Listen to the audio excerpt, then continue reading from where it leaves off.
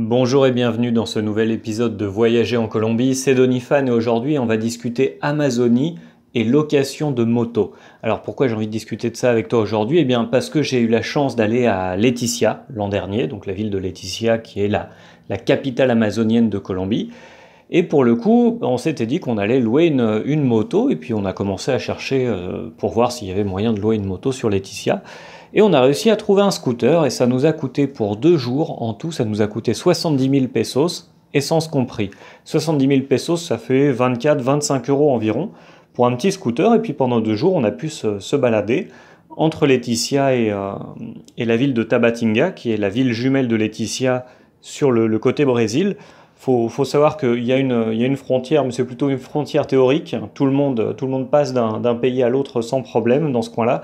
Et d'ailleurs, on peut aussi aller sur Santa Rosa qui est la partie péruvienne, mais là pour le coup, faut prendre une lancha, faut prendre un bateau. Bref, on en revient au thème de la moto et du scooter. On voulait absolument se promener en moto parce que ça permet vraiment beaucoup plus de liberté. Et puis sachant que Leticia, c'est quand même pas très très grand. Je dirais qu'il y a une vingtaine, 20-25 rues en tout. Mais si on veut faire des activités un peu plus à l'extérieur, avoir une moto, c'est beaucoup plus sympa. Et puis comme je dirais que les gens conduisent beaucoup mieux en Amazonie que sur la côte Caraïbe, eh bien voilà, on s'était dit on va louer une moto et ça nous a coûté 70 000 pesos. Et si tu te demandes si c'est compliqué de louer une moto dans ce genre d'endroit, et donc moi je parle surtout pour Leticia parce que c'est l'expérience que j'ai, mais j'ai entendu dire la même chose pour San Andrés et Providencia par exemple, eh bien la seule chose qu'on m'a demandé pour louer une moto, enfin un scooter, dans mon cas c'était un espèce de scooter, c'était un espèce d'hybride scooter moto avec des vitesses, enfin bref, le seul document qu'on m'a demandé pour le louer, eh bien, c'était ma carte d'identité colombienne et le monsieur a juste noté mon numéro de carte d'identité sur un espèce de petit bloc-notes. Il m'a fait signer un truc, mais c'était vraiment pour la forme parce que honnêtement, j'ai signé aucun papier légaux. Je n'ai même pas eu à montrer mon permis de conduire. Alors, j'ai un permis de conduire, un permis moto colombien que j'ai passé sur Barranquilla. C'est toute une aventure aussi. Si tu veux en savoir un peu plus, je vais te mettre le lien dans la description. J'ai écrit un article sur ce thème-là, comment j'ai obtenu mon permis moto en Colombie sans passer aucun cours, mais ce n'est pas le thème d'aujourd'hui. Et donc voilà, on a loué une moto sur Leticia et on s'est bien amusé et je n'ai eu aucun problème au niveau conduite. D'ailleurs, je trouve que les gens sur Leticia conduisent très très bien comparé à ce que je connais sur la côte Caraïbe où c'est un peu la folie. Et donc je pense que c'est un très très bon plan si tu vas en Amazonie de louer une moto.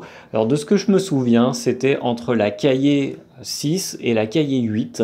Mais alors c'était vraiment j'ai loué ma moto dans un boui-boui avec, alors pour faire simple, il y avait deux, trois jeunes qui étaient là et qui avaient deux, trois motos. Et voilà, c'était vraiment quelque chose je dirais vraiment complètement informel, mais ça vaut vraiment le coup. Donc voilà, j'ai pas beaucoup plus de choses à te raconter sur ce thème-là. Voilà, je te mets le lien dans la description pour que tu saches un peu comment moi j'ai passé mon permis moto ici. Maintenant, alors s'il y a un conseil que je te donnerais, par contre, c'est sur des grandes villes comme Bogota, Barranquilla, Medellín, mais la côte Caraïbe, moi je connais très bien la côte Caraïbe, les gens conduisent de manière un peu folle et de manière un peu désordonnée. Honnêtement, je pense que quelqu'un qui ne connaît pas très bien la Colombie, louer une moto ou un véhicule, par contre, sur Cartagena de Indias, Santa Marta et Barranquilla, ça c'est peut-être une folie parce que je trouve quand même que la circulation est très très dense ici et surtout relativement désorganisée. Les gens n'ont pas vraiment la tendance à respecter les règles de sécurité, les règles de conduite. Et ça, c'est pas forcément quelque chose que je conseille de faire quand on ne connaît pas bien le pays, c'est de louer un véhicule sur des endroits qui sont bondés. Par contre, maintenant, si tu vas sur des petites destinations ou sur des villages, etc., ça peut vraiment être un bon plan pour aller découvrir des